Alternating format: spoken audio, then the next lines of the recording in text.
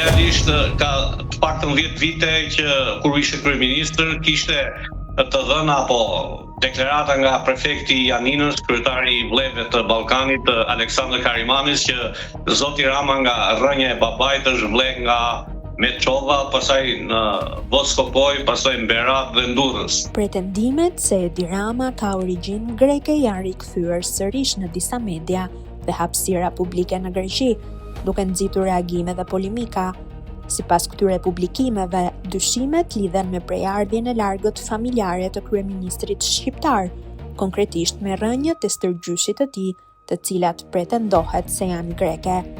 Historiani dhe publicisti Arben Llalla e cilëson këtë valë si një riciklim të vjetër narrativash, që sipas tij qarkullojnë prej më shumë se një dekade. Fantazia e disa qarqeve në Greqi nuk ka fund, shprehet Llalla, duke theksuar se këto pretendime janë hedhur her pas here nga media dhe personazhe të ndryshëm, pa u shoqëruar me prova shkencore apo dokumentare.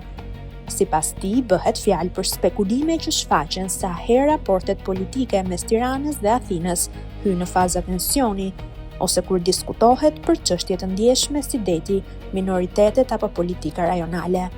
Llalla nënvizon se figura e Edi Ramës përdoret shpesh si objekt debatesh identitare, duke u nxjerrë jashtë kontekstit historik dhe akademik. Nga ana tjetër, nuk ka asnjë qendrim zyrtar apo dokument i njohur që të mbështesë këto pretendime.